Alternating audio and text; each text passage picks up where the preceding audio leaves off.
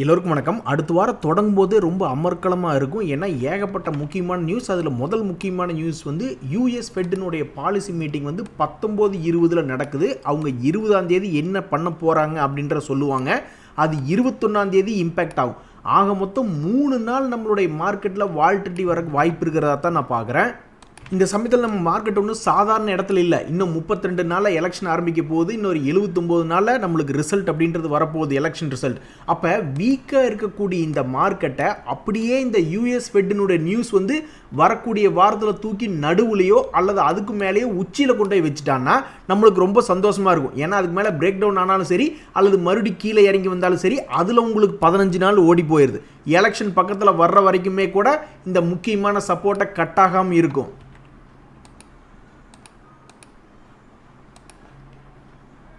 ஃபாரினர்ஸ்னுடைய டேட்டாமே நம்மளுக்கு பார்க்கறதுக்கு என்கரேஜிங்காக தான் இருக்குது. நம்மளுக்கு என்னமோ மார்க்கெட் பெருசாக இறங்கி எல்லோரும் லாஸுக்கு போன மாதிரியே ஃபீலிங். ஆனால் கடைசியில் போய் பார்த்தோம்னா எஃப்ஐஸ்னுடைய டேட்டா வந்து நம்மளுக்கு பாசிட்டிவாக தான் இருக்குது. ஸோ பாதி மாதம் பாசிட்டிவாக இருக்காங்க, மீதி இருக்கக்கூடிய பாதி மாதமும் பாசிட்டிவாக வந்துட்டாங்கன்னா நம்மளுக்கு ரொம்ப சந்தோஷமாக இருக்கும். இந்த சமயத்தில் ரொம்ப ரொம்ப முக்கியமாக ஒரு 3 ஷேர்களில் கார்ப்பரேட் மீட்டிங்ஸ் நடக்குது. அதாவது மணப்புரம் ஃபைனான்ஸ் அப்படின்றவங்க நிறைய பேர் வச்சுருக்காங்க. அதில் ஒரு முக்கியமான ஜெஃப்ரிஸோட மீட்டிங் வைக்கிறாங்க. அந்த மீட்டிங்ஸ் முடிச்சுட்டு வந்து ஜெஃப்ரிஸ் வந்து மணப்புரம் நல்லா இருக்கும், நல்லா வாசம் வீசும், மனம் அடிக்கும் அப்படின்னு எந்தையாவது ஒன்று சொல்கிறாங்கன்னு வச்சுங்க, மேபி அது வந்து கொஞ்சம் ஆக்டிவேட் ஆகிறதுக்கு வாய்ப்பு இருக்குது. அதுபோக 19ஆம் தேதி அவங்களுடைய போர்ட் மீட்டிங் வச்சு ஃபண்ட் ரைஸ் பண்ணலாமா வேண்டாமா, மேற்கொண்டு பணத்தை ரைஸ் பண்ணலாமா வேண்டாமா அப்படின்றாங்க. அப்போ பணம் ரைஸ் பண்ணுறாங்க அப்படின்றது கன்ஃபார்ம் ஆச்சுன்னா அது மேபி ஒரு பாசிட்டிவ் நியூஸாக இருக்கலாம். இப்போ வரைக்கும் பரவாயில்ல. போன வருஷம் 100 ரூபாய் ரேஞ்சில் இருந்தவன் இப்போ 165 ரூபா மணப்புரம் ஃபைனான்ஸ் போயிட்டுருக்கான். இப்போ வரைக்கும் பரவாயில்ல. ஷேர் மார்க்கெட்டினுடைய வீழ்ச்சியில் கொஞ்சோண்டு இறங்கியிருக்கான். ஸோ இந்த நியூஸை ட்ரிகராக எடுத்து நல்லா மேலே போய் ஒரு 200 ரூபா போனாலும் ரொம்ப சந்தோஷம்தான். இல்லை கீழே 100 ரூபா வந்தாலும் சந்தோஷம்தான். வாங்குறதுக்கு ஆளுங்க இருக்காங்க. அடுத்தது ரொம்ப முக்கியமான ஹாட் ஸ்டாக் அப்படின்னு பார்த்தீங்கன்னா பாரத் டைனமிக்ஸ். என்ன காரணம்னா 21ஆம் தேதி அவங்களுடைய போர்ட் மீட்டிங் ஆகுது. எதுக்கு அந்த போர்ட் மீட்டிங் நடக்குது அப்படின்னு பார்த்தீங்கன்னா டெசிஷன் எடுக்கிறக்காக, இன்ட்ரிம் டிவிடெண்ட் கொடுக்கறக்காகவும் இந்த ஸ்டாக்கை ஸ்பிளிட் பண்ணுறதுக்கு உண்டான இன்ஃபர்மேஷன் வரும் அப்படின்றதான் இந்த பிடிஎல் எதிர்பார்க்கப்படுது. துரதிருஷ்டவசமாக இந்த ஷேர் ஒருவேளை ஒரு 1000 ரூபாய் ரேஞ்சில் இருந்திருந்தான்னா ரொம்ப சந்தோஷமாக இருக்கும். இப்போ சமீபத்தினுடைய மார்க்கெட் ஃபாலில் பெருசாக இறங்கியிருந்தான்னா சந்தோஷமாக இருக்கும். ஏன்னா இந்த நியூஸும் மேட்ச் ஆகுது அப்படின்ற சமயத்தில் ஏதாவது ஒரு லக் இருந்ததுன்னா மேல் நோக்கி ஏற வாய்ப்பு இருக்குது. ஆனால் அவன் இருக்கிறதே உச்சாணியில் இருக்கான். பல பேர்த்துக்கு பல லட்சங்களை சம்பாரிச்சு கொடுத்தவங்க தான் இந்த ஜிஆர்எஸ்சி அப்படின்ற ஷேர். இந்த ஜிஆர்எஸ்சி அப்படின்ற ஷேருக்கும் ஒரு நியூஸ் என்ன வருது அப்படின்றது பார்ப்போம். அதுக்கு முன்னாடி இவனுடைய ஷேர் பேட்டர்ன் வந்து சமீபத்தில் சப்போர்ட் எடுக்கிற மாதிரி காட்டுறான். ஒருவேளை இந்த சப்போர்ட் எடுத்து கன்ஃபார்ம் ஆகி இவனுடைய டாப் எண்டுக்கு போய் தொடரான்னு வச்சிங்களேன், ஆல்மோஸ்ட் ஒரு ஷேருக்கு ஒரு 100 ரூபா ஏற வேண்டியது இருக்குது. அப்போ இந்த வாரத்தில் என்ன ஒரு நியூஸ் வருதுன்னா அவங்களுடைய ஆத்தரைஸ்டு கேபிட்டல் இன்க்ரீஸ் பண்ண போகிறாங்க அப்படின்ற ஒரு நியூஸ் வருது. அந்த நியூஸ் பேஸ் பண்ணி இவன் இன்னும் கொஞ்சம் மேலே ஏறி 760 ரூபாயிலிருந்து ஒரு 800-860 இந்த வாரத்தில் வந்தான்னா ரொம்ப சந்தோஷமாக இருக்கும்.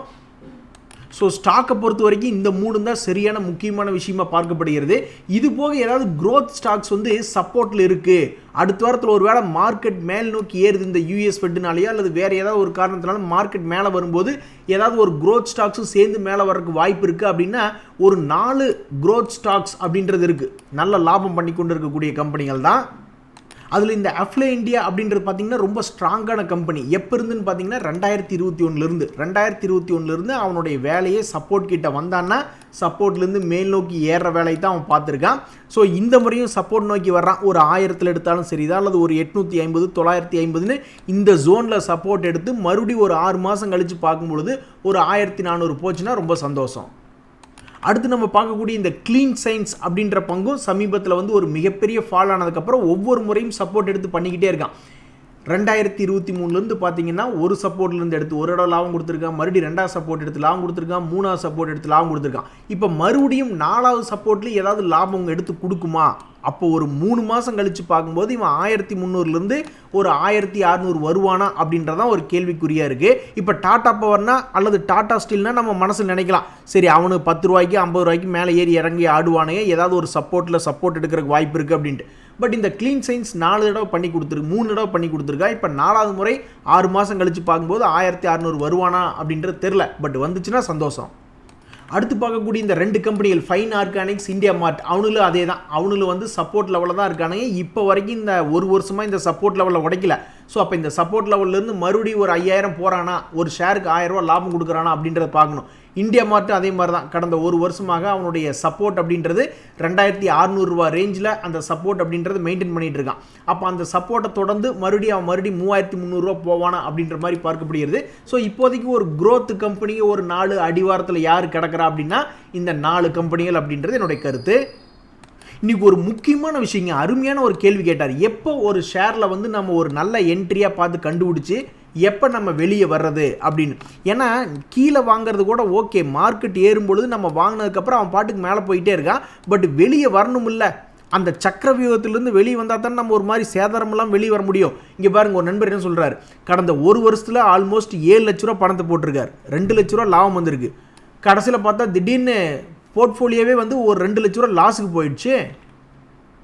கொஞ்சம் கொஞ்சமாக சேர்த்தி 2 லட்ச ரூபா லாபம் எடுத்ததுக்கப்புறம் இப்போ வந்து 1,70,000 நஷ்டம் அப்படின்னா ஏதோ ஒருவருக்கு மோசம் இல்லைன்னு வைங்களேன். பட் இருந்தாலும் அந்த ஒரு வருஷம் வேஸ்ட் ஆகுது இல்லையா. ஸோ அவர் கரெக்டாக எல்லா லாபத்தையும் வெளியே எடுத்திருந்தாருன்னா இப்போ பெஸ்ட்டாக இருந்திருக்கும் இல்லையா. ஸோ கரெக்டான எக்ஸிட் பாயிண்ட் என்ன அப்படின்றது நம்மளுக்கு தெரியல. இன்னொரு நண்பருக்கும் அதே தான், கடந்த 3 நாட்களில் 1.25 லட்ச ரூபா அவுட்டு. எப்படின்னு பாருங்கள். ஸோ ஷேர் மார்க்கெட் சிறுகு சேர்த்து வச்சுட்டே நம்ம கரெக்டாக வெளியே வராத சமயத்தமாக பார்த்து நம்மளுடைய பணத்தை நஷ்டம் பண்ணி விட்றானுங்க. உண்மைக்கு போன ஒரு வாரத்தில் இறங்கின மார்க்கெட் வந்து பல பேர்த்தினுடைய ஒரு வருஷத்து லாபத்தை தூக்கிட்டுச்சு. ஸோ கடந்த 3 வருஷத்தில் கூட இவ்வளோ பெரிய லாஸை நான் பார்த்ததில்லை. இங்கே பாருங்கள், இதை படிக்கும்போது மனசு ஒரு தடவை அழுதுருச்சிங்க, அப்படியே கண்ணில் தண்ணி வராத குறை. ஆல்மோஸ்ட் இந்த கடைசி 2 நாள் மார்க்கெட் இறங்கினதுனால 4 லட்ச ரூபா லாஸ். 3 வருஷமாக அவர் என்ன கட்டி காமிச்சாரோ அது எல்லாம் வந்து அந்த கட்டி காப்பாற்றினது எல்லாமே போய் இப்போ 4 லட்ச ரூபா லாஸில் இருக்குது அப்படின்றார். இன்னொரு நண்பருக்கு 1.25 லட்ச ரூபா லாபத்தில் இருந்திருக்கு. ஆனால் கடந்த ஒரு வாரம் இறக்கத்துக்கு அப்புறம் பார்த்தா -3000 ரூபாய்ன்னு இருக்குது அக்கௌண்ட்டில். அதை நினச்சி தலைவலி வருது அப்படிங்கிறாப்புல. சில நண்பர்கள்லாம் வந்து எதுக்கு இந்த மார்ச் மாதம் முடியிட்டு அப்புறம் பார்த்துக்குவோம், இல்லைன்னா நம்ம அடிவாரத்தில் பாம்பு வச்சிருவானோ அப்படின்ற மாதிரியான ஒரு மனநிலைமையில் இருக்காங்க. இந்த சமயத்தில் இன்னொரு நண்பர் வந்து நல்ல விவரமாக அவர் வந்து ஒரு ப்ராஃபிட்டை புக் பண்ணிட்டார். 85% ப்ராஃபிட் வந்திருக்கு, அந்த ப்ராஃபிட்டை புக் பண்ணிட்டார். அப்போ எந்த ஒரு ஷேர்லேயும் எது பெஸ்ட் என்ட்ரி பாயிண்ட்? நான் இங்கே பாருங்கள், ஐடி இண்டெக்ஸ் ஒரு உதாரணம் எடுத்துங்க. ஒரு லோ ரேட்லேருந்து எப்போ கீழேருந்து இப்படி மேல் நோக்கி திரும்புகிற மாதிரி ஒரு யூ டர்ன் போடுறானோ, இது ஒரு கப் அப்படிம்பாங்க, கப் அண்ட் ஹேண்டில் அப்படின்ற பேட்டர்ன் மாதிரியும் வச்சுக்கலாம், அல்லது ஒரு கப் ஃபார்மேஷன் வருதுன்னு வச்சுக்குவோம்.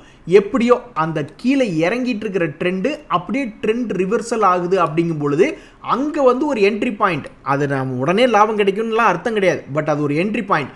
ஸோ அந்த என்ட்ரி பாயிண்ட் அப்படியே மேலே போயிட்டு என்னைக்காவது ஒரு கொண்டை ஊசி போட்டு திரும்புகிற மாதிரி தெரியுது, ட்ரெண்டு திரும்புகிற மாதிரி தெரியுதுன்னா அப்போ கொஞ்சோண்டு லாபத்தை புக் பண்ணிடணும். ஒரு உதாரணத்துக்கு இந்த ஐடி இண்டெக்ஸ் யாராவது இங்கே வாங்கியிருந்தாங்கன்னா அது கொஞ்சோண்டு திரும்புகிற மாதிரி தெரியுது, ஒரு சின்ன கொண்டை ஊசி வளைவு அப்படின்னா அந்த இடத்துல கொஞ்சம் லாபத்தை புக் பண்ணிடணும்.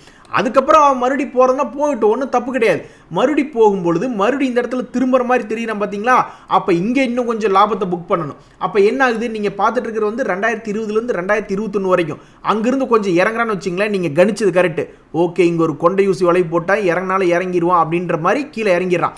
அதுக்கப்புறம் என்ன ஆகுது, மறுபடியும் ஒரு கொண்டை ஊசி வளைவு போட்டுட்டு ஒவ்வொரு இடையும் மேல் நோக்கி ஏறுற மாதிரி இருந்தால் மறுபடியும் ஒரு பாயிண்ட் அக்குமுலேஷன் தான். மறுபடியும் திரும்பி ஏறுற மாதிரி இருந்தால் மறுபடியும் ஒரு அக்குமுலேஷன் தான். பட் என்னைக்கு அவன் கீழே இறங்குற மாதிரி தெரிகிறானோ அப்போ அந்த இடத்துல கொஞ்சோண்டு ப்ராஃபிட் புக்கிங். இப்போ கூட பாருங்கள், ஒரு ப்ராஃபிட் புக்கிங் அப்படின்ற மாதிரி காட்டுறான். ஸோ இந்த மாதிரி எப்பெல்லாம் ஒரு கொண்டை ஊசி வளைவு போட்டு திரும்புகிற மாதிரி வர்றானோ அப்போ நீங்கள் கொஞ்சோண்டு உங்களுடைய ஹோல்டிங்கை குறைச்சிக்கிறீங்க அப்படின்னா அது உங்களுக்கு உதவி செய்யறதுக்கு அதிகமான வாய்ப்புகள் இருக்குது.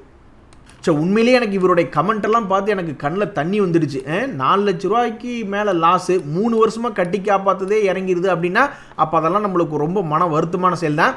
இதில் நிறைய பேர் எச்சரிக்கையாக இருக்கிறதுக்கு என்னென்னமோ பண்ணுறாங்க. இன்னொரு நண்பர் என்னென்ன சொல்கிறாப்புல, இந்த மாதிரியான மார்க்கெட் டைமில் வந்து நம்ம அதிகமாக லார்ஜ் கேப்பில் நம்ம பணத்தை கொண்டே வச்சுக்கிட்டு மிட் கேப்பில் கம்மியாக வச்சுக்கிட்டு ஸ்மால் கேப்பில் அதை விடவும் கம்மியாக வச்சுக்கிறது நல்லது அப்படின்றாரு. அவர் இப்போ தான் அப்படி யோசிக்கிறார். ஆனால் பெரும்பாலுமே போர்ட்ஃபோலியோ குருக்கள்ஸ் என்ன சொல்கிறாங்க, மார்க்கெட்டில் இருக்கக்கூடிய ப்ரொஃபஷனல்ஸ் என்ன சொல்கிறாங்கன்னா, நம்மளுடைய 60 to 70% வந்து லார்ஜ் கேப்பில் இருக்கணும், மீதி வச்சு தான் நம்ம மற்றதில் பில் பண்ணணும், ஸ்மால் கேப்பு மிட் கேப்பு அப்படின்ற மாதிரி அவங்க தொன்று சொல்லிட்டு இருக்காங்க. இந்த சினேரியாக்குன்னு இல்லை, எப்போவுமே அப்படி இருக்கிறதா நல்லது. இப்போ தான் பேசிகிட்டு இருந்தோம், இந்த கிராஃப்ட்ஸ்மேன் அப்படின்றவன் ஒரு கொண்டை ஊசி வளைவு போட்ட மாதிரி தான் தெரியுறான். அவன் போட்ட இடம் ஆல்மோஸ்ட் 5000க்கே போட்டான், இப்போ 4000 இருக்குது. இந்த கம்பெனியில் நம்ம இப்போ ஒரு இடம் பார்த்துருக்கோம், 4600 ரூபா ரேஞ்சில் பார்த்துருக்கோம். அதுக்கப்புறம் 5400 ரூபா வரைக்கும் போயிட்டு இப்போ 4000 ரூபாயில் ட்ரேட் ஆகிட்டு இருக்கான். ஸோ தற்சமயத்துக்கு இந்த ஷேர்னுடைய ட்ரெண்ட் கீழ் நோக்கி தான் போயிட்டு இருக்கு. ஏதாவது ஒரு யூ டர்ன் போட்டானா தான் அது மேல் நோக்கி போறதுக்கு ஜஸ்ட் ஒரு அட்டம்ப்டாவது அடிக்கிறான்னு அர்த்தம். இப்போதைக்கு அவன் அட்டம்ப்ட் அடிக்கிற மாதிரி தெரியல. என்னை பொறுத்த வரைக்கும் அடுத்த சப்போர்ட் வந்ததுன்னா இவங்களோட மோதி பார்க்கணும், அல்லது ஏவரேஜ் இது பண்ணணும், இது லாபகரமாக இருக்கிற கம்பெனி வரைக்கும் அப்படின்ற மாதிரி எண்ணத்தில் அடுத்தது 2800 2000 ஒரு சப்போர்ட் இருக்கிறதா நான் பார்க்குறேன். நண்பர்களே, நிறைய பேர் ஸ்விங் ட்ரேடிங் போகிறீங்க, பட் அதில் வந்து ஸ்டாப் லாஸ் அப்படின்றது நீங்கள் வைக்கிறது இல்லையா என்ன அப்படின்றது தெரியல. பொதுவாக 3% அல்லது 5% தான் ஸ்டாப் லாஸ் அப்படின்றது ஸ்விங் ட்ரேடிங்கில் வைப்பாங்க. 10%, 20% அதெல்லாம் வச்சுருந்தோம்னாக்கா அது வந்து ஸ்விங் ட்ரேடிங் கணக்கு வரையாது. அது வந்து ஷார்ட் டேர்ம் ட்ரேடிங் அப்படின்ற மாதிரி ஆயிரும். அதாவது 1 மாதம் 2 மாதம் 3 மாதம் அது போன்ற கணக்கு. ஸோ நீங்கள் ஸ்விங் ட்ரேடிங்னாவே ஒரு வாரத்துக்குள்ளே மேக்ஸிமம் அந்த ட்ரேடை விட்டு வெளியே வர மாதிரி தான் இருக்கணும். அதுதான் ஸ்விங் ட்ரேடிங்கு. அதை நீங்கள் ட்ரெயிலிங் ஸ்டாப் லாஸ் வேணால் போட்டு நகர்த்திட்டே போகலாம். பட் அதுக்கு மேலே அது ரிசல்ட் வரலைன்னா அதில் ஸ்விங்கே இல்லைன்னு அர்த்தம். ஒரு தூரி கட்டி மேலே ஆட்டி விட்டால் அது இந்த பக்கம் வரதான் செய்யணும். ஸோ அப்போ மார்க்கெட் வந்து ஒரு ஸ்விங்கில் வந்து மேல் நோக்கி வரணும்னா நீங்கள் எதிர்பார்த்த மாதிரி டக்குன்னு மேலே வந்துடணும். அவன் பாட்டுக்கு பாம்பாட்டி மாதிரி நீட்டி படுத்துக்கிட்டான்னா அப்புறம் அதில் என்ன இருக்குது, அது ஸ்விங்கு கிடையாது. அவ்வளோதான், அதனுடைய மொமெண்டம் போயிடுச்சு அப்படின்ற மாதிரி அர்த்தம். ஸோ இன்னொருத்தருக்கு 3 லட்ச ரூபா அதில் லாஸ்ன்றாரு, இன்னொருத்தருக்கு 2.5 லட்சம் லாஸ்ன்றாரு. ஸோ ஸ்விங் ட்ரேடிங் பண்ணுறதுக்கு மனசு ரொம்ப திடகாத்திரமாக இருக்கணும். லாபமோ நஷ்டமோ ஒரு வாரத்துக்குள்ளே வெளியே வரதுக்கு உண்டான வேலைகளை பார்க்கணும். இல்லைன்னா ட்ரெயிலிங் ஸ்டாப் லாஸ் போடணும், இல்லைன்னா பொசிஷனை ஸ்கொயர் ஆஃப் பண்ணணும், ஏகப்பட்ட வித்தைகள் அதில் பண்ணணும். அதெல்லாம் பண்ணுற மாதிரி இருந்தால் தான் கரெக்டாக இருக்கும். இல்லைன்னா அமௌண்ட் லாக் ஆகிடும் அப்படின்றது என்னுடைய கருத்து. சரிங்க நண்பர்களே, நாளை சந்திப்போம். அடுத்த வாரம் ரொம்ப ரொம்ப ரொம்ப விறுவிறுப்பாக போகும் அப்படின்னு எனக்கு தோணுது. ரொம்ப நன்றி, வணக்கம்.